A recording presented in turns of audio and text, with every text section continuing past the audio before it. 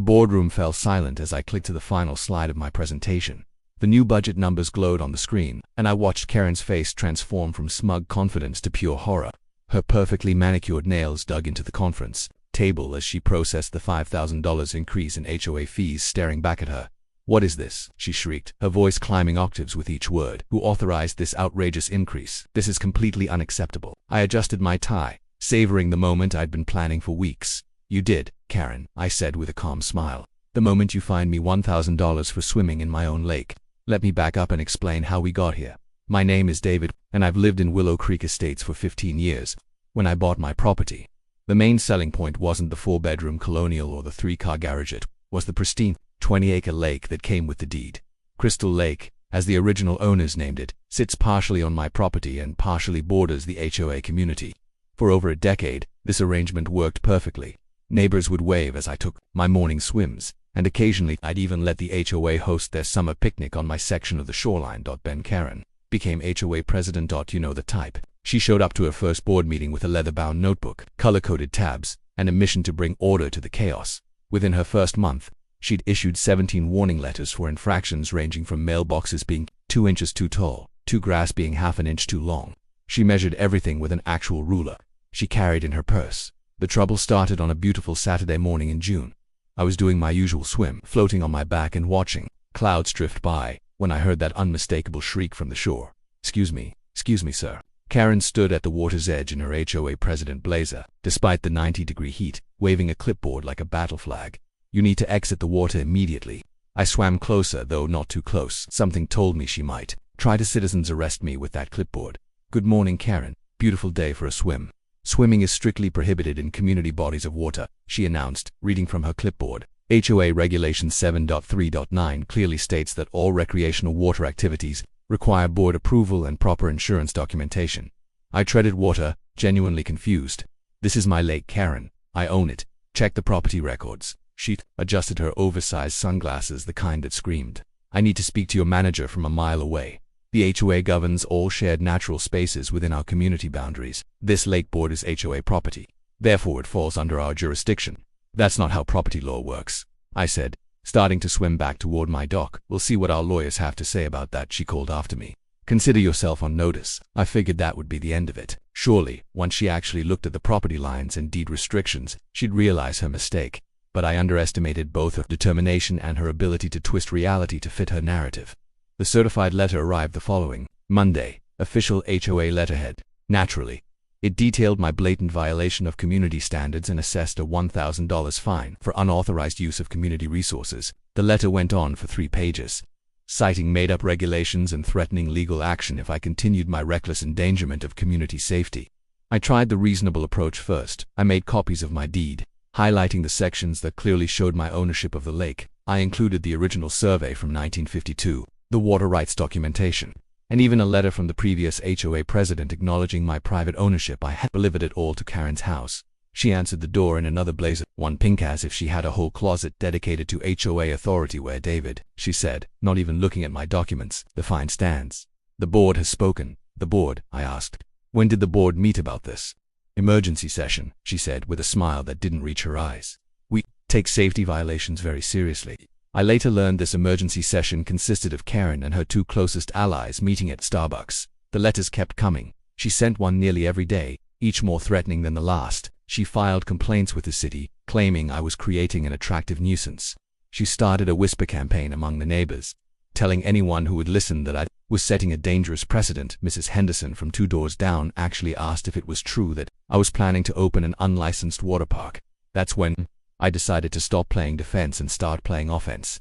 I spent the next 2 weeks buried in HOA documents, bylaws, contracts, and agreements going back 30 years. And that's when I found it. The smoking gun. An easement agreement from 1998 allowed the HOA to use a portion of my property for maintenance access to their section of the lake. The agreement included rights to the small beach area where they held community events and the gravel road their maintenance trucks used. The kicker: the agreement expired after 25 years unless formally renewed. It was now 2024. I had remembered to renew it. I verified everything with my lawyer, who actually laughed when I explained the situation. "So she's fining you for using your own property while her organization is technically trespassing on it," he said. "This is going to be fun." I waited until the next HOA board meeting to drop the bomb. These meetings were Karen's pride and joy. She ran them like congressional hearings, complete with a gavel she'd bought on Amazon and strict Robert's Rules of Order. I signed up for the public comment period and waited my turn. When she finally called my name, her tone dripping with disdain, I stood up with my own leather folder. Two could play the official documentation game. "Thank you, Madam President," I began, matching her formal tone. "I'm here to discuss the expiration of the easement agreement between the HOA and my property." The room went quiet. Karen's gavel hand twitched. "As you may or may not be aware," I continued, pulling out copies for each board member, "the HOA's legal access to the northern section of Crystal Lake, including the beach area and maintenance road, expired 6 months ago. Been tolerant of the continued trespassing, but given recent events, I feel it's time to formalize a new arrangement." Karen's face had gone from red to white to a shade of purple I didn't know was possible for human skin. "This is ridiculous," she sputtered. "We've used that access for decades, without legal authorization for the past 6 months, I clarified. "My attorney has drawn up a new lease agreement. The terms are quite reasonable. The HOA can maintain access for the low annual fee of I pause for effect. $5. The gasp from the audience was audible. Someone's coffee cup actually clattered to the floor. $5,000, Karen shrieked, forgetting all about her precious Robert's Rules. "That's extortion. That's market rate for lakefront access," I replied calmly. "I had 3 commercial real estate agents provide comps. If anything, I'm giving you a discount. Of course, you're welcome to decline and lose access entirely. I'm sure the community would understand losing their beach area and having to drive an extra 4 miles around the lake for maintenance." The board members started whispering frantically among themselves. Tom Bradley, the treasurer, was already pulling up budget spreadsheets on his laptop. Karen looked like she was about to have a stroke. "You can't do this," she hissed. "Actually, I can," I said, sliding the lease agreement across the table. "You have 30 days to decide. After that, I'll be installing a gate." The next 3 weeks were glorious chaos. Word spread through the neighborhood like wildfire. The same people who'd been avoiding me after Karen's gossip campaign suddenly had very strong opinions about fiscal responsibility and board overreach. The Facebook group exploded with demands for emergency budget meetings and calls for accountability. Karen tried everything. She sent CC Andersist letters that her lawyer probably charged her a fortune for, only to be told they had no legal standing. She tried to claim historical use rights but couldn't provide the necessary documentation.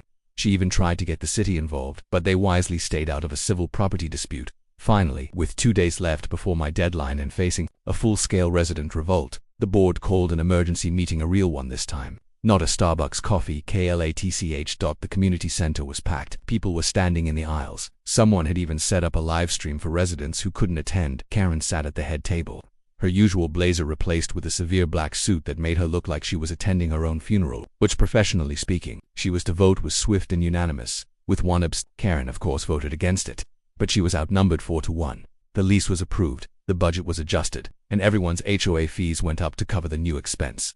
The aftermath was even better than the victory. The same keyboard warriors who had supported Karen's every petty rule now turned their fury on her. The Facebook group featured detailed breakdowns of how her vendetta had cost every household an extra $160 per year. Someone created a meme of her face on the Titanic with the caption, "I'll never let go of my clipboard." During public comment at the next meeting, resident after resident stood up to express their disappointment in the board's leadership. Mrs. Patterson, a retired teacher who hadn't spoken at a meeting in 10 years, gave a particularly devastating speech about fiscal responsibility and the dangers of unchecked power. She ended with, "Perhaps some board members should consider whether they're truly serving the community's best interests." The recall petition started circulating that night. Within a week, it had more than enough signatures to trigger a special election. Karen tried to rally her supporters, but it turns out that hiking everyone's fees because of a personal grudge is a pretty effective way to lose allies. I made sure to time my next swim for the morning of the recall vote. As I floated on my back, I could see Karen's car in the community center parking lot. She'd arrived at 6 in the morning to campaign, setting up a table with cookies and flyers, defending her record. By noon, the cookies were untouched and she was standing alone. The results were announced that evening. Karen was removed from the board by a margin of 87%, the highest percentage in HOA history. I was told. As the results were read, she stood up, clutching her leather notebook to her chest like armor. "This is a mistake," she announced to the room, her voice cracking. "I was only trying to maintain standards. You'll regret this when property values plummet." Someone in the back actually laughed. Karen's face crumbled. She grabbed her giant purse and her measuring ruler and stormed out, her heels clicking on the linoleum like a countdown to her exile. The new board sent me a formal apology letter the following week, along with a check refunding my $1,000 fine, plus interest.